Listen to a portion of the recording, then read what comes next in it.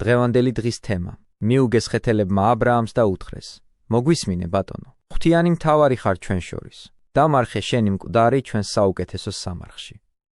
საყვარელნო, თქვენ გუშინ მამამთავრის ვაჟკაცობა დაინახეთ, ადამანზე მტკიცეს სული. რამდენი რამ იყო მასზე დამოკიდებული, ღმერთისადმი მისმა სიყვარულმა კი, საკუთარი შვილისთვის ქურუმად აქცია, ხელები წითლად შეიღება და მსხვერპლი სამსხვერპლოსთან მიიტანა. მაგრამ უფლის ენითაუწერელი კაცმოყვარეობით თავისი შვილი ცოცხალი და ჯანმრთელი დაიბრუნა. მზადყოფნის გამო განდიდებულ იქნა და გვირგვინით შემკობილი. ასეთი იყო უდიდესი გმირობა, რომელიც მან ჩაიდინა. აქ სრულად წარმოჩინდა მისი ღვთისმოყვარულის სული. შეხედე მართლის მამობრივი სიყვარულის ძალას, როგორ მზრუნველობას იჩენს თავისი შვილის მიმართ. იმ უჩვეულო და საოცარი მსხვერპლშეწირვის შემდეგ, როცა მთიდან დაბრუნდა, უბედურება შეემთხვა სარა გარდაიცვალა. ხეთელებისგან ერთი აკლდამის ფლობის უფლება გამოითხოვა. ადგილი იყიდა და თავისი გარდაცვლილი ცოლი დაკრძალა. ამგვარად, სარას სიკვდილით მამამთავარი შენაძენებს უდებს სათავეს. საფრთხო წერილი ყველაფერში აჩვენებს მამამთავრის სათნოებას, იმაშიც რომ მთელ დროს მწირობაში ატარებდა. აღნიშნულია აგრეთვე, რომ აბრაამს უფალი ეხმარებოდა, ასეთი სახელგანთქმული გახდა, მიიღო პირობა, რომ ეყოლებოდა მრავალრიცხოვანი შთამომავლობა, მაგრამ დასაკრძალი ადგილიც კი არ გააჩნდა, განსხვავებით იმისგან, რასაც ამჟამად ბევრი აკეთებს. მინდვრების, სოფლების და სხვა ამ ქვეყნიური სიმდიდრის შეძენაზე ზრუნავენ. მას საკმაო სულიერი სიმდიდრე ჰქონდა, ნივთიერ სიმდიდრეზე კი არანაირად არ ზრუნავდა. მოისმინონ ეს მათ, ვისაც უცებ ერთ წუთში, სურს ყველაფრის მოხვეჭა, რომლებიც ყველაფერს იკადრებენ იმისთვის, რომ ანგარების ვნება დაიკმაყოფილონ დაე, მათ უკეთ მიბაძონ მამამთავარს, რომელსაც ადგილიც კი არ ჰქონდა სარას დასასაფლავებლად და მხოლოდ ამ შემთხვევისთვის უკიდურესი აუცილებლობის გამო იყიდა ხეთელებისგან მინდორი და გამოქვაბული. ქანაანის მოსახლეობა მას დიდ პატივს სცემდა. მოისმინე, რას ეუბნებიან ხეთელები: ღვთიანი მთავარი ხარ ჩვენ შორის. დამარხე შენი მკვდარი ჩვენს საუკეთესო სამარხში. ჩვენ შორის ვერავინ დაგიკავებს თავის სამარხს, შენი მკვდრის დასამარხავად. მაგრამ ნახე იმათაც, როგორ ასწავლის წმინდანი თავისი საქმით, არ არის თანახმა აიღოს საფლავი, სანამ საჭირო თანხას არ გადაიხდეს. ის ამბობს: მიუხედავად იმისა, რომ ასეთი კეთილგანწყობილნი ხართ, არა ვარ თანახმა ავიღო თქვენგან აკლდამა, ვიდრე საჭირო თანხას არ გადავიხდი. ნათქვამია: მისცა ფული და აიღო აკლდამა. ამის შემდეგ დამარხა აბრაამმა სარა, თავისი ცოლი მრჩობლის მინდვრის მღვიმეში მამრეს გასწვრივ. ეს არის ქებრონი ქანაანის მიწაზე. მაშ ასეთი სახელოვანი და პატივსაცემი კაცი, ღმერთთან ახლო მყოფი, ყველასგან პატივცემული, ისე რომ ხეთელები მეფესაც კი ეძახდნენ, ასეთ კაცს მტკაველი მიწაც კი არ ჰქონდა. ნეტარი პავლე მამამთავრის სათნოების სადიდებლად წერდა. სარწმუნოებით მწირობდა ქუეყანასა მას აღთქმისასა, ვითარცა უცხოსა, კარავსა შინა მკვიდრობდა ისააკ და იაკობის თანა, მკვიდრთა მათ თანა მისვე აღთქმისათა. შემდეგ მოციქული მოგვითხრობს, როგორი რწმენით მოგზაურობდა. რამე თუ მოელოდა მას, რომელსა იგი საფუძველ უსხენ ქალაქსა, რომლისა იგი ხუროთ მოძღვარ და შემოქმედ ღმერთი არს. მომავლის იმედით უგულველყოფდა აწმყოს და უფლის დიდ წყალობას ელოდებოდა. ახლანდელი ცხოვრების კეთილდღეობა არ ანაღლებდა. ასე იქცეოდა ჯერ კიდევ კანონის შემოღებამდე და მადლის მოფენამდე. მაშ მითხარი, რა გამართლება გვექნება ჩვენ ასეთი დიადი ამბის და ენით აუწერელი კეთილდღეობის აღქმის შემდეგ, ასეთი მიდრეკილება რომ გვაქვს დროებითი კეთილდღეობისაკენ. ყიდულობთ მიწებს, ვცდილობთ ყველგან და ყველაფერში ვწყინავდეთ და ამ ყველაფერს სიხარბით და ტაცებლობით ვაკეთებთ, აღვასრულებთ იმას, რაზეც ნეტარი წინასწარმეტყველი მოთქვამდა. ვაი თქვენ, სახლების სახლებზე მიმდგმელნო და ყანების ყანებზე მიმჯრელნო, რომ ადგილი აღარსად დარჩა და თქვენს გარდა აღარავინ ცხოვრობს დედამიწაზე. განა ამას არ ვხედავთ ყოველ დღე, როგორ ართმევენ ქონებას ქვრივებს, ძარცვავენ ობლებს, ძლიერნი უძლურ თავიწროებენ. მართალი ასე არ იქცეოდა. სურდა აკლდამის შეძენა, მიუხედავად იმის, ხედავდა რომ ისინი ვისაც სთხოვდა, მზად იყვნენ მიეცათ, მაინც მხოლოდ საჭირო თანხის გადახდის შემდეგ დათანხმდა. ვიფიქროთ ამაზე, საყვარელნო, მივბაძავთ თუ არა ამ მაგალითს, ჩვენ ვინც მადლმოსილებით ვცხოვრობთ. ხომ არ დავანთებთ ჩვენში ვნებას უფრო და უფრო მეტი შეძენისთვის და ამით ხომ არ განუმზადებთ საკუთარ თავს მარადილ ცეცხლს. თუ ჩვენ მტაცებლობასა და ანგარებაში დავრჩებით, გავიგონებთ, რაც იმ მდიდარს უთხრა ღმერთმა. უგუნურო, ამას ღამესა მიგიღონ სული შენი შენგან. ეგე რომელ მოიმზადებისა იყოს? რისთვის ცდილობ შეაგროვო ამდენი და ასეთი სიმდიდრე? ცოტა ხანში ყველაფერი აქ დარჩება, აქედან ვერაფერს წაიღებ. არა მარტო სარგებელს ვერ მიიღებ მისგან, არამედ ცოდვის სიმძიმე ტვირთად დაგაწვება სინანულთან ერთად. მაგრამ უკვე ამაოდ. განძი, რომელსაც შენ სიხარბით აგროვებდი, შეიძლება შენი მტრის ხელში აღმოჩნდეს, ამის გამო კი შენ განიკითხო და დაისაჯო. როგორი სიგიჟეა იშრომოს ხვებისთვის, თვითონ კი ამ შრომისთვის სასჯელი მიიღო. თუ ჩვენ აქამდე ასეთი დაუდევრები ვიყავით, უკიდურეს შემთხვევაში ამიერიდან მაინც ვიზრუნოთ სათანადოდ. მხოლოდ ქონების გაზრდაზე კი არა, სამართლიანობაზე ვიზრუნოთ. ჩვენი საქმე არ შემოიფარგლება ახლანდელი ცხოვრებით და სამუდამოდ არ დავრჩებით ამ ჩვენთვის უცხო ქვეყანაში. ცოტა ხანში მარადილ სამყოფელში გადავსახლდებით. ყველა საქმე ისე გავაკეთოთ, რომ იქ არ აღმოჩნდეთ ხელმოკლედ. რა სარგებელია სხვას დაუტოვოს სიმდიდრე და შენ ჭეშმარიტ მამულში არ გქონდეს ის რაც აუცილებელია. ასე რომ სანამ ჯერ კიდევ დრო აგთხოვთ, ვიჩქაროთ იქ იმის გადატანა რაც აქვს ხვის მიწაზე, შევიძინეთ. მიუხედავად იმისა, რომ მანძილი დიდია, აქედან გადატანა ძალიან მოსახერხებელია, რადგან მზად არიან ჩვენთვის ადამიანები, რომლებიც სწორი გზით მიდიან და მზად არიან წაიღონ, რის გაგზავნასაც ვისურვებთ. სწორედ ღარიბების ხელით იდება ზეციურ საცავში ის, რასაც ჩვენ მათ ვაძლევთ. და თუ ეს ასეთი მოსახერხებელი და კეთილსაიმედოა, მაშინ რატომ ვაყოვნებთ, რატომ არ ვაკეთებთ ამას მზრუნველობით, რათა ვნახოთ ჩვენი ქონება იქ, სადაც უფრო მეტად იქნება საჭირო. ამიტომაც მამამთავარი აბრაამი ქანაანელების მიწაზე, როგორც უცხო მიწაზე ცხოვრობდა და ელოდა ქალაქსა, რომლისა იგი ხუროთ მოძღვარ და შემოქმედ ღმერთი არს. თუ ვისურვებთ მართლს მივბაძოთ, ჩვენც მივახწერთ იმ ქალაქს. და სწრაფად დავბინავდებით მამამთავრის წიაღში, იმიტომ რომ საერთო საქმე მოგვანიჭებს საერთო ნეტარებას. თუ გნებავთ, სიტყვა განვაგრძოთ და ვნახოთ, როგორ ზრუნავს მართალი შვილზე სარას გარდაცვალების შემდეგ. ისააკს გულისხმობ. მოვისმინოთ, რას მოგვითხრობს ამის შესახებ საღვთო წერილი. მოხუცდა აბრაამი, ხანში შევიდა. ყოველ მხრივ ნაკურთხი ჰყავდა უფალს აბრაამი. რისთვის აღნიშნავს ამას წმინდა წერილი? იმისთვის, რომ იმ დროს მამამთავარი ისააკზე იმით ზრუნავდა, მისთვის მეუღლე ეპოვა. ამიტომაც აღნიშნავს საღვთო წერილი მამამთავრის ასაკს, ამბობს, რომ მან ღრმა სიბერეს მიაღწია. მას სურდა ისააკი ქანაანელთა სანათესაოსგან ჩამოეშორებინა, რათა რომელიმე მათგანი ცოლად არ მოეყვანა. მამამთავარი იხმობს თავის სახლთუხუცეს ამ საქმეს ავალებს და ეუბნება. საზარდულქვეშ ამომიდევი ხელი, რატომ ამბობს მამამთავარი ასე? ასეთი იყო ჩვეულება ძველად და იმიტომ რომ აქ იყო ისააკის დაბადების საწყისი. დასარწმუნებლად სინამდვილეში რომ არსებობდა ასეთი ჩვეულება, ნახე, როგორ უბრძანებს მონას ხელი იქ დაადოს და მაშინვე ეუბნება. გაფიცებ უფალს, ღმერთს ცისას და ღმერთს მიწისას. არ მოუყვანო ცოლი ჩემს ძეს ქანანელთაგან, რომელთა შორისაც მე ვცხოვრობ. შეხედე მონასაც როგორ ასწავლის, შეიცნოს ყოვლის შემოქმედი, იმიტომ რომ თქვით. ღმერთს ცისას და ღმერთს მიწისას, ის ყველა ქმნილებას აღნიშნავს. როგორი იყო ფიცი? არ მოუყვანო ცოლი ჩემს ძეს ქანანელთაგან, რომელთა შორისაც მე ვცხოვრობ. არამედ წახვიდე ჩემს ქვეყანაში, ჩემს სამშობლოში და მოუყვანო ცოლი ჩემს ძეს, ისაკს. ხედავ, როგორი ანდერძი მისცა მამამთავარმა ოჯახის წევრებს. არ დატოვო ეს საუბარი უყურადღებოდ, იფიქრე წმინდანის განზრახვაზე. განსაჯე, ძველ დროში როგორ არ ზრუნავდნენ ბევრი ფულის შეგროვებაზე, სიმდიდრეზე, მონების და მიწის ნაკვეთების სიმრავლეზე, მხოლოდ გარეგნულ კეთილსახიერებას კი არ ეძიებდნენ, არამედ სულიერ სილამაზეს და ზნე-ჩვეულებების სიწმინდეს.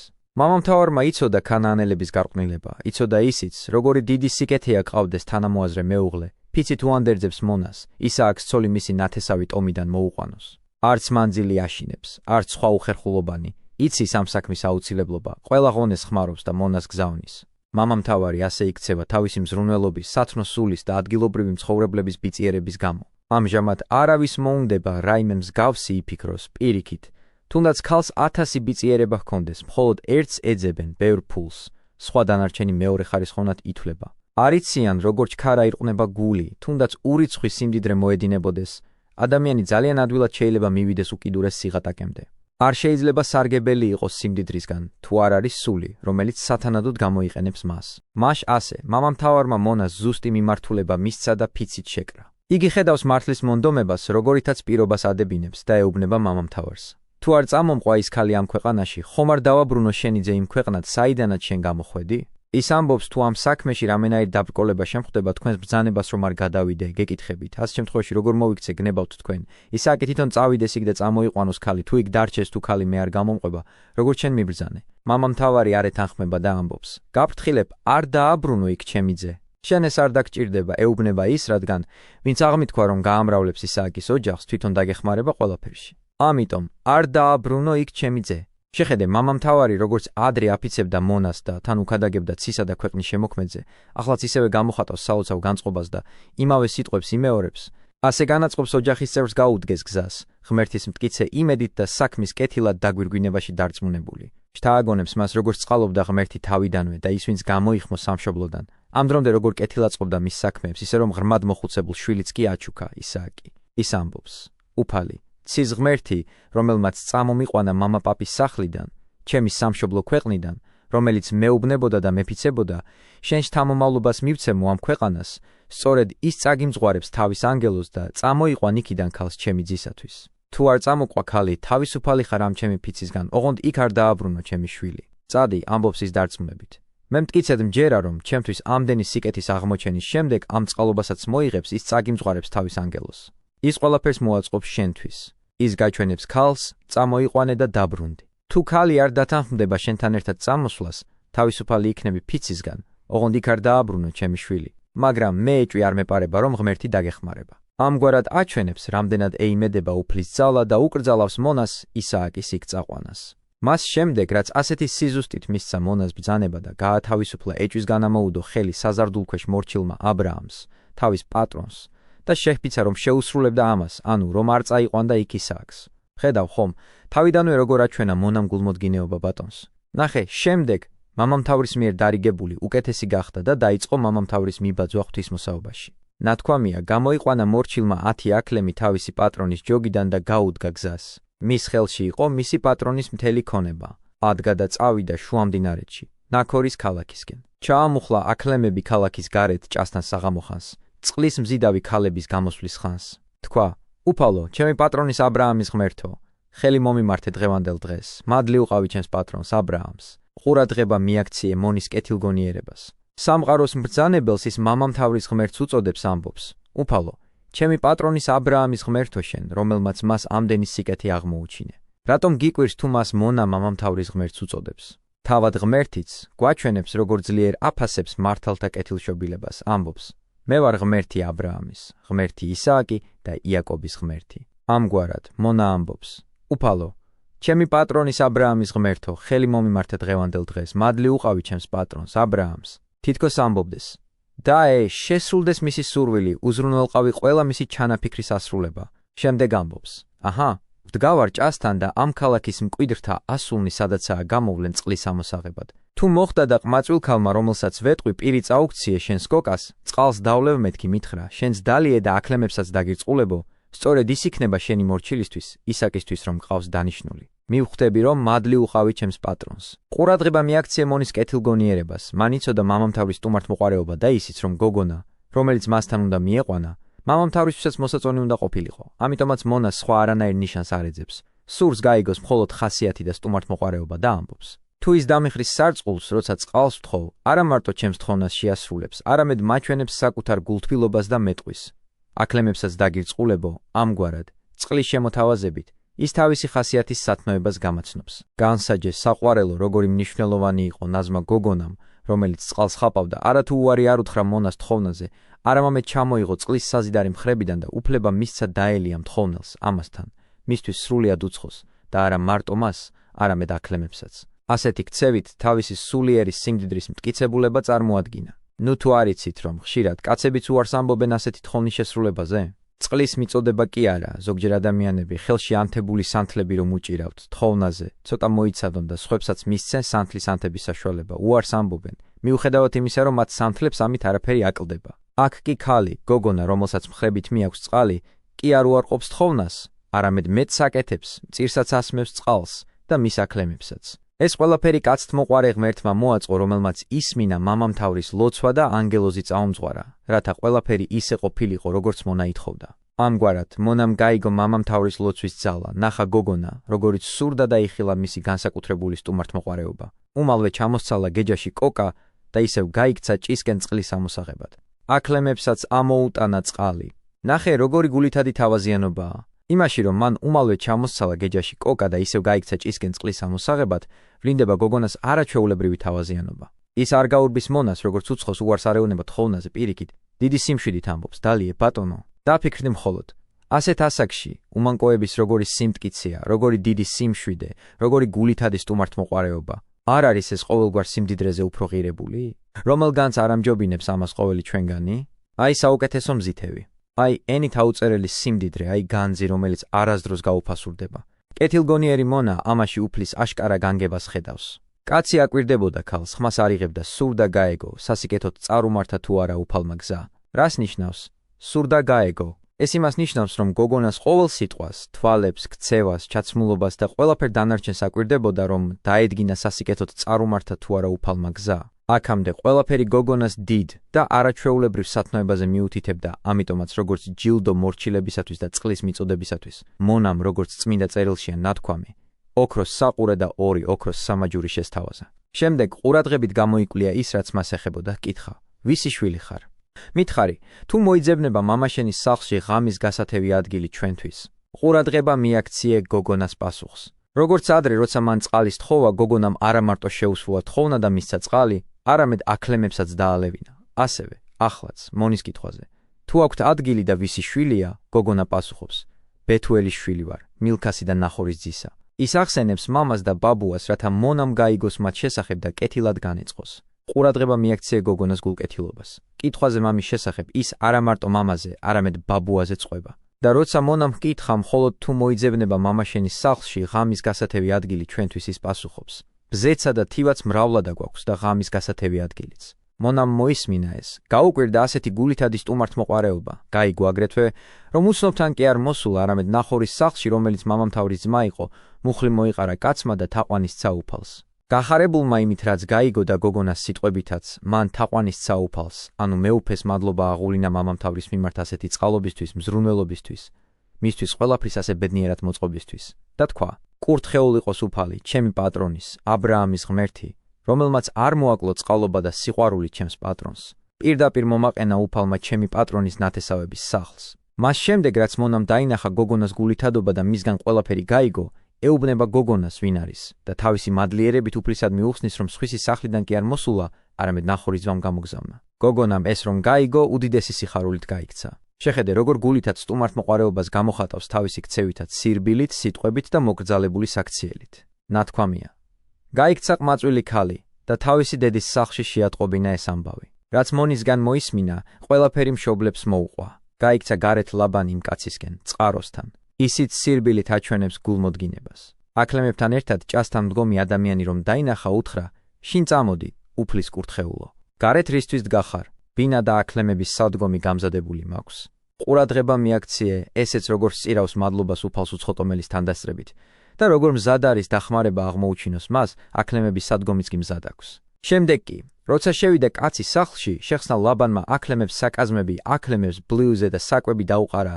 მას და მის თამხლებ კაცებს ფეხის დასაბანად წყალი მიუტანა. აი რამდენი ადამიანი ზრუნავდა სტუმრების გასამასპინძლებლად.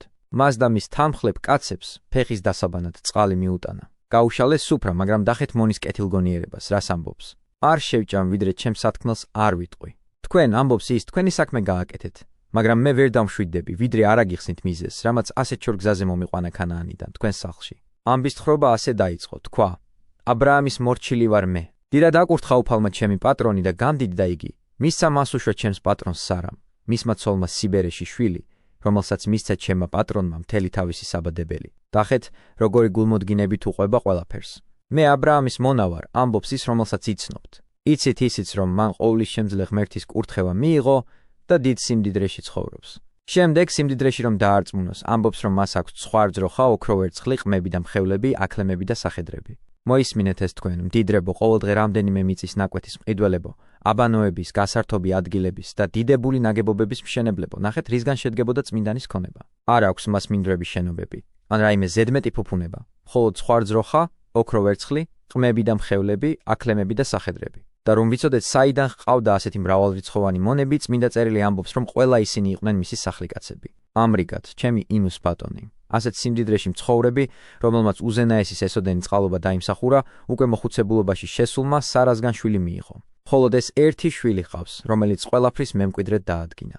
მისცა ჩემმა პატრონმა მთელი თავისი საბადებელი. ამგვარად, ისაუბრა თავისი ბატონის დიდებულებაზე და ისააკის დაბადებაზე, შემდეგ თქვა იმ ბრძანების შესახებ, რომელიც თავისი ბატონისაგან მიიღო და რომლისთვისაც ხარანში მოვიდა. დამაფიცა ჩემმა პატრონმა არ მოუყვანო ცოლი ჩემსძეს ქანანელთაგან, რომელთა ქვეყანაშიც მე ვცხოვრობო, არამედ წადი ჩემი მამა-პაპის სახლში, ჩემს სანათესაოში და იქიდან მოუყვანეო ცოლი ჩემსძეს. ასეთი აღთქმა დამიდო. მე ამ საქმის სირთულე წარმოვიდგინე და ჩემს ბატონს ვკითხე, რომ არ წამომყვეს მეთქი ქალი. ამაზე მან მითხრა: უფალი, რომლის წინაშეც მე დავდივარ, თავის ანგელოს გაახლებს თან და გზას სასიკეთოდ წარგიმართავს და მოუყვან ცოლს ჩემსძეს ჩემი სანათესაოდან, ჩემი მამა-პაპის სახლიდან. თუ ქალი არ დათანხმდება შენთან ერთად წამოსვლაზე, მაშინ გათავისუფლდები ჩემი ფიცისგან. ამგვარად, ჩემმა ბატონმა ასე მიბრძანა, გზა დამილოცა, გამომგზავნა და მე მისი ლოცვით გამხნევებული, როცა ჭასთან მოვედი, წარმოვთქვი შემდეგი სიტყვები: უფალო, ჩემი პატრონის, აბრაამის ღმერთო, სასიკეთოდ წარმიმართე გზა, რომელსაც ვადგივარ. აჰა, ვდგავარ წყაროსთან. როცა მოვა ყმაწვილი ქალი წყლის ამოსაღებად და ვეტყვი, ცოტა წყალი დამალევინე მეთქი შენი კოკიდან, ისიც მიპასუხებს. შენს დაგალევინებ წყალს და შენს აკლემებსაც დავარწყულებო. სწორედ ის ქალი იქნება, რომელიც აურჩევია უფალს ჩემი პატრონის შვილისთვის. შინაგანად ვლოცულობდი და ვთხოვდი ღმერთს. ლოცვა დამთავრებული არ მქონდა, რომ შესრულდა და სიტყვა საქმედ იქცა. ვიდრე ჩემს გულში ამის თქმას მოვასწრებდი, აჰა მოდის რებეკაც, მხარზე კოკა შედგმული. ჩავიდა წყაროზე და ამოიღო წყალი. ვუთხარი, დამალევინე მეთქი. უმალვე ჩამოიღო კოკა და მითხრა: დალიე და აკლემებსაც დაგირწყულებო. მეც დავლიე და აკლემებიც დამირწყულა. აქ უფლის აშკარა განზრახულობა დავინახე და ვკითხე, მას ვისი შვილია. მისგან გავიგე, რომ არა სხვის, არამედ ნახორის, ჩემი ბატონის ძმის სახლში მოვედი. გაუბედე შემეთავაზებინა მისთვის საყურეები და ხელზე სამაჯურები გაუკეთე. მუხლი მოვიყარე და თაყვანი ვეცი უფალს. ვაკურთხე უფალი, ჩემი პატრონის, აბრაამის ღმერთი, რომელიც წამომიძღვა ჭეშმარიტი გზით, რომ ჩემი პატრონის ძმის წული მის შვილს მივგვარო ცოლად. ნათელია, რომ უფლის ნებაა, რომ ისმინა ჩემი ბატონის ლოცვები. ახლა თუ თქვენი მხრიდან თანახმა ხართ, მადლი და სიკეთე თუ გსურთ ჩემი პატრონისთვის მითხარით. თუ არა და ესეც მითხარით და წავალ მომეცით ნიშანი, რომ ვიცოდე რა უნდა გავაკეთო. თუ თქვენ თანახმა არ იქნებით, მე სხვა ადგილას წავალ, მარჯვნივ იქნება თუ მარცხნივ. მაგრამ რადგან ყველაფერი მამამთავრის ლოცვებით ღვთისნებით ხდებოდა, გოგონას მამამ და ძმამ უპასუხეს. უფლისგან არის ეს საქმე. ვერც ცუდს გეტყვით, ვერც კარგს. ისინი ამბობენ, შენი მონათხრობი გვაჩვენებს, რომ ყველაფერი ღვთისნებით მოხდა, ასე რომ ნუ იფიქრებ, რომ უფლის ნების წინააღმდეგ დავდგებით, ჩვენი მხრიდან ეს არ შეიძლება მოხდეს. აჰა, აგერ არის რებეკა. წაიყვანე და წადი. გახდეს შენი პატრონის ძის ცოლი, როგორც უბრძანებია უფალს. ხედავთ, ძველ დროში როგორ ზრუნავდნენ შვილებისთვის ცოლის ასარჩევად.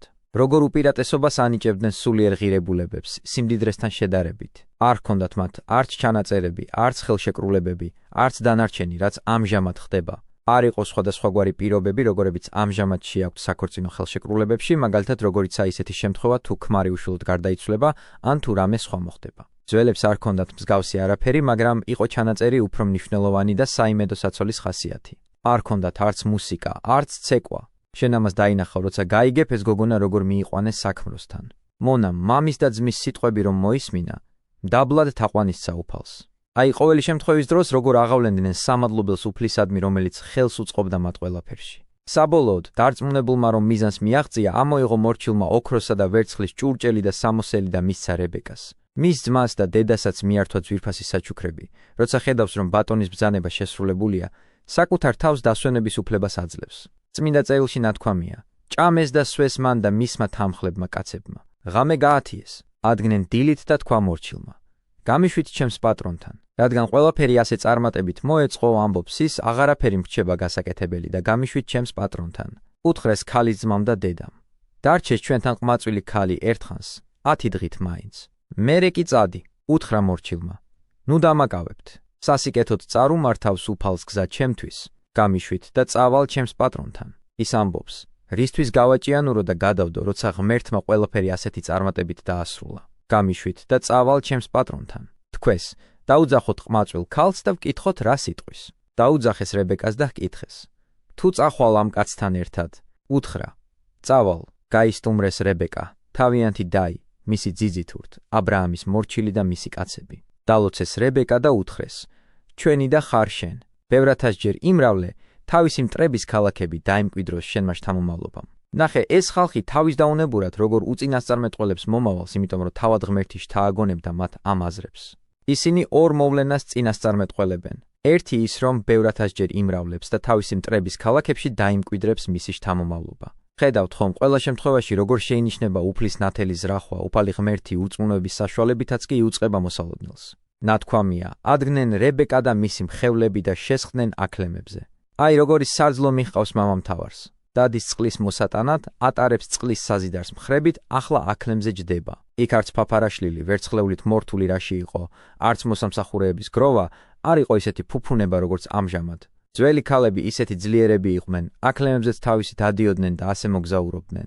ნათქვამია: გავიდა ისაკი მინდორში სასეირნოდ საღამოხანს. გაიხედა და ხედავს, აჰა, აკლემები მოდიან. წმინდა წერილი ამბობს, რომ ისააკმა მინდორში აკლემები დაინახა.